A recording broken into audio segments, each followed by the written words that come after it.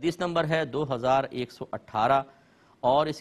کے راویہ سیدہ عائشہ صدیقہ رضی اللہ تعالی عنہا ہیں۔ آپ بیان کرتی ہیں کہ رسول اللہ صلی اللہ علیہ وسلم نے ارشاد فرمایا کہ قرب قیامت میں ایک لشکر کعبہ پر حملہ کرے گا۔ جب وہ لشکر مقام بیضاء میں پہنچے گا تو ان کو اول سے آخر تک زمین میں دھسا دیا جائے گا۔ سیدہ عائشہ صدیقہ رضی اللہ تعالی عنہا بیان کرتی ہیں کہ میں نے عرض کی یا رسول اللہ صلی اللہ علیہ وسلم ان کو از اول تا آخر کیسے دھسایا جائے گا، جبکہ ان میں سے ان کے کچھ لوگ بازار میں بھی ہوں گے اور وہ لوگ بھی ہوں گے جو اس لشکر میں سے نہیں ہوں گے۔ تو آپ نے ارشاد فرمایا ان کو از اول تا آخر یعنی ٹوٹل ان کو دھسا دیا جائے گا، پھر ان کو ان کی نیتوں کے مطابق اٹھایا جائے گا۔ اس کا مطلب یہ ہوا یہ غیبی خبر تھی جو نبی کریم صلی اللہ علیہ وسلم دے رہے ہیں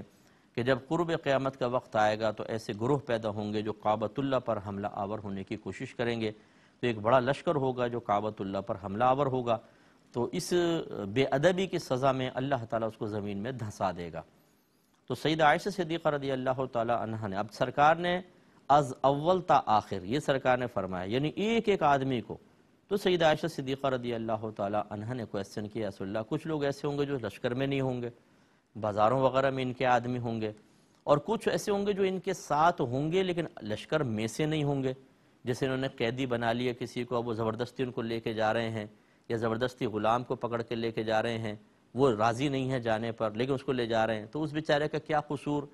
ایسے ہی جو لوگ ان کا ساتھ نہیں دے رہے اور وہ بازاروں میں ہیں ان کا کیا قصور ہے؟ وہ کیا وہ بچ جائیں گے یا دھسائے جائیں گے؟ نبی کریم صلی اللہ علیہ وسلم نے فرمایا کہ سب کے سب دھسائے جائیں گے، لیکن پھر بروز قیامت ان کو ان کی نیتوں کے مطابق اٹھایا جائے گا۔ جس کی نیت بے ادبی کی تھی، کعبہ پر حملہ کرنے کی، کعبۃ اللہ کو ڈھانے کی تھی، وہ سزا پائیں گے، اور جو ایسے نہیں تھے ان کو تخفیف ملے گی۔